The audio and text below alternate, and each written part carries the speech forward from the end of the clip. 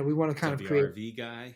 Right. We want to create relationships with a bunch of different shapers and just kind of go in and out of like, oh, we'll bring that board back and we'll work with this guy, but just people we like, who we think are doing interesting things.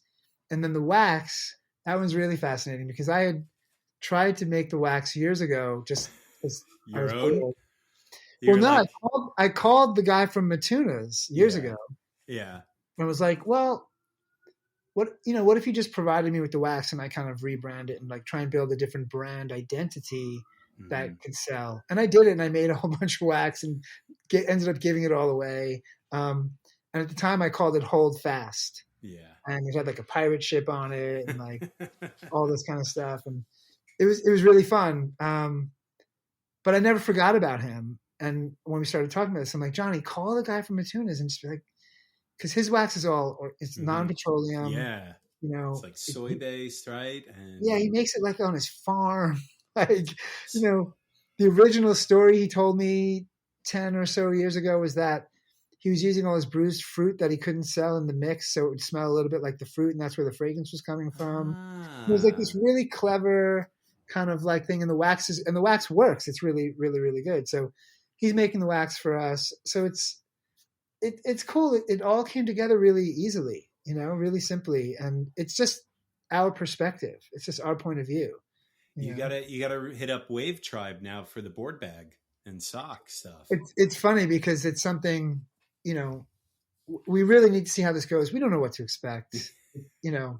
Clearly it's not a money-making endeavor. It's a good. I don't know. I was talking to Johnny about it, and I thought it was a great idea because as a city surfer, like I was thinking, like if you could have like a whole pack, like I could go buy your surf setup, right. One price, one thing, board bag or sock, right. Board, leash, wetsuit, $2,000, whatever it costs. I don't know, but you could be like, that's a pretty good deal. And you sold it all at once and you have the whole gear to get to the beach from the city. I guess I'll have to think about that a little bit.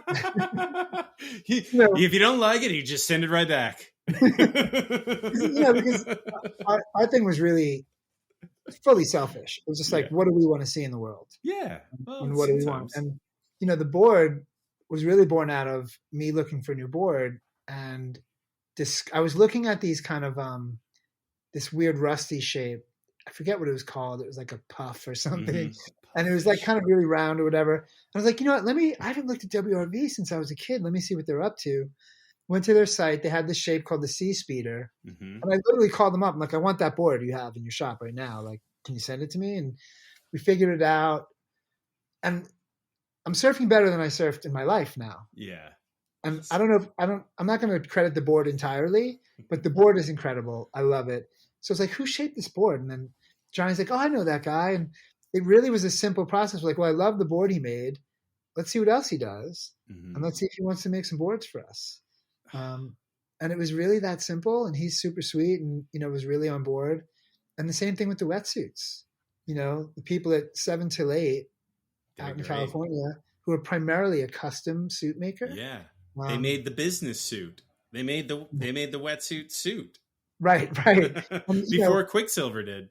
Right. They were making suits for ocean-going firemen. Yeah. Because they needed custom fits because these guys were like really big and had big bellies and everything. And they turned it into a custom business. And the quality of their suit is incredible. Yeah. It's Yamamoto rubber. It's really outstanding.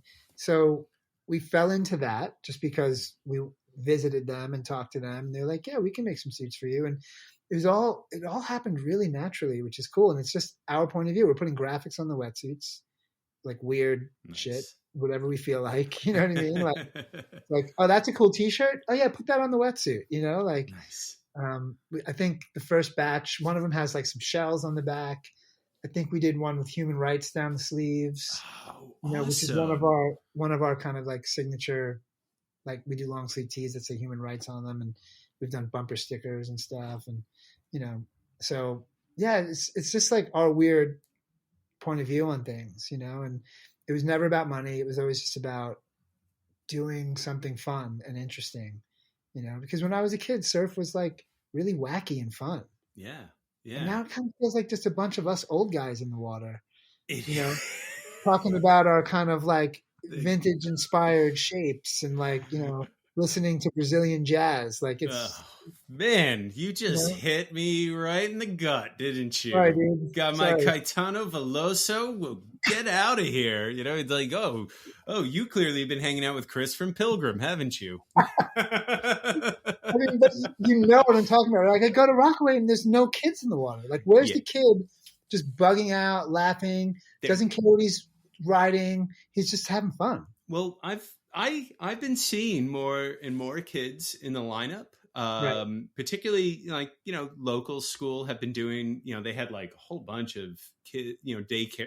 I don't want to call it daycare, but doing the day camp for the kids. I think it's tough because like if you're a kid who grows up in the city, like tough to get to the beach. Rockaway itself, you have kids who are there, and like one of the groups, La Rubea, is doing a phenomenal job in getting a lot of the kids who grew up in Rockaway, who never really even thought of entering the water. Now it's like amazing. So I'm hopeful, and I think Rockaway, while there's a lot of us old people out there. There's also, it's probably one of the most diverse lineups you'll see in the world. That's true. Yeah. You will see probably more women in the lineup than men. One of the few places where you have that actually too.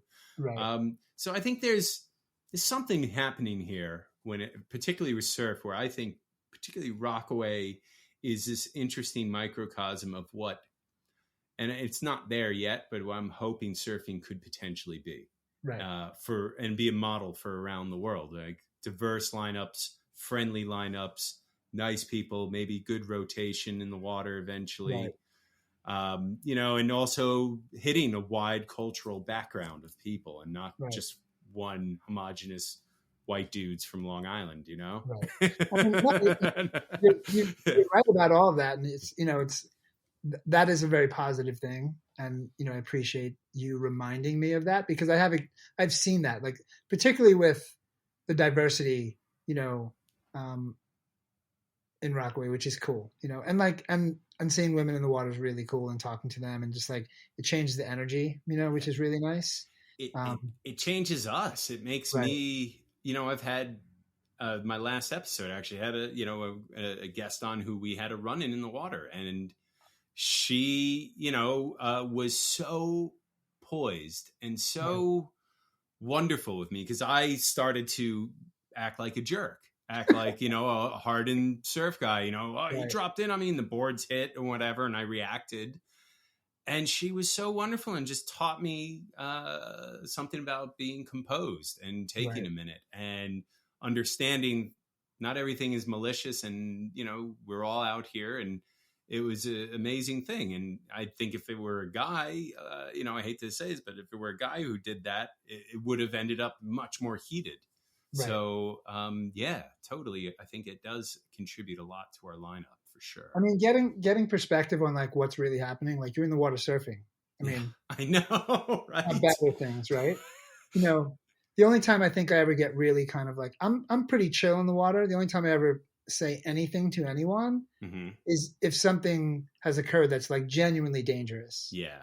Right. Where you're like, what are you doing? Like you really need to learn how this works. Exactly. But if it's an honest mistake and no one was going to get hurt and all that, I kind of like shake it off and keep moving. But from time to time, I'll I won't lose it, but I'll raise my voice and be like, you really got to learn the system. You're going to hurt someone, See, what I want is wetsuits and rash guards to have name tags, a la Seinfeld episode. And the reason I think it would be great is, one of the things I find in the lineup is when you break down that first barrier and say, hey, how's it going? How are you? Yeah. When you talk to someone, all of a sudden, like, you're not dehumanizing them. You're not thinking this person's trying to take my wave. Right. And, and it ends up making the lineup nicer. So maybe we all need name tags and need to like, hello, hey, Brendon, how are you? Ralph, I mean, it's not a bad idea, But you know what? Everyone is trying to take my wave. Everyone is trying to take... Oh, did you see Luke over there? Oh, he paddled around me. At least you got the names. Can't be anonymous. Yeah, that's true. I mean, look, you know what I'll say though, and the one good thing about getting older, right? Yeah. 49 years old, I no longer feel any pressure to kind of like I feel liberated. I'm just like, I go to surf, I go by myself usually, I have a good time. I go home. I rarely get that like really gnarly aggression anymore where I feel like that's behind me. I'm not a kid trying to prove anything anymore. Right? It's true. I've got a wife, I've got a child, I've got a business and mortgages and real problems, right? So like, am I really going to let myself freak out in this precious little time I have in the water? And I think that comes with kind of age, right? Like you gain some perspective on what's important. And, you know, surfing in a lot of ways is more fun for me now than when I was younger. Yeah. No, I don't have the same pressures. No, that's the thing. Like when you were younger, you had to impress all the kids and everything. You had to impress all the other people, and you're teenagers. God, like the most insecure people in the world. Like we're all like really insecure as teenagers. So, it's like, I mean, I don't know if you surfed with like the Jenkow brothers at all. Do you remember them? Yeah, of course. So Chip and Scott. So Scott was my kryptonite. Whenever I would see him paddling out, I would just freeze up and eat shit. And I'm like, I swear I could surf, like it's hilarious, like how, as a teenager, you just get so nervous with certain people or things. And Scott was also like, loved to take the piss out of me a little bit. So it made me really insecure. So I have a funny story about Chip, because Chip he was heavy, man. So for our listeners, this is two brothers who grew up surfing like kind of Moses, Central Long Island area. Phenomenal surfers in their own right, and really nice guys. And Scott runs Swell Taco in Babylon and Patchogue. So go check them out. Really good tacos. We were super cool kids, and Chip was I think he was more composed as a surfer before Scott and was like a little bit heavier. Yeah. And then Scott kind of came into the mix and got really good. So I hadn't seen either of them in easily 25 years. Yeah. A few years back. And they were better surfers. I was like you. They were like kryptonite. I was like, oh man, I gotta be on my A game, like he's like, if I saw Charlie Bunger in the water, it's the same way. He's like one of the sweetest guys you'll ever meet. He was always really friendly. Be like, oh, it's the Bungers. I got to like be good now. Yeah. And I wasn't that good back then, which is kind of funny. Like I'm better now. And, I saw Chip in the water at Gilgo like a few years ago, and I remembered him as a kid. Yeah. Now he's a grown man, and he wasn't surfing well at all because he just had like knee surgery. Yeah, he's got his body. He had a couple really bad injuries. Yeah. And I'm looking at him and I'm like getting waves and like, having the greatest day. And he's kind of like in pain, and I can see he's in pain. And he's telling me like, yeah, I've got bad back and knee surgery and this and that. And I'm like, wait, you're not a kid.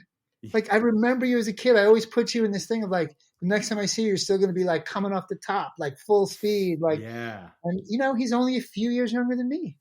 Yeah. He's had, some rough years, I know, in between. Right. But I saw him in November this year, getting out of the lineup at Gilgo, and he's just the sweetest, though. I love that guy. They were great. They're really sweet. But yeah, it's funny, like, you get older, and then you're like the people who were on the pedestal, and you're like, the student now becomes the master. That's how I felt. I was so excited because I was surfing so well that day, and I was just like, oh, my time has come. At 49 years old or whatever. And I was probably 45 at the time. It was a few years ago. But I bump into guys from time to time. This past summer in Montauk, I don't know if you know who Sean Valstrand is. Oh my God, are you kidding me? Like OG. Like, so Sean, I miss that. Sean and I go way back. I've known him since I was a kid, and I actually went to school kind of where he went to college because we both played lacrosse. And I was like, well, Sean could get away with living there. I could probably handle it too. So I went to Gettysburg, Pennsylvania. I lasted a year. That was it. And I left. And he was part of the reason I went there because I was a fan of his. He's just a little bit older than me.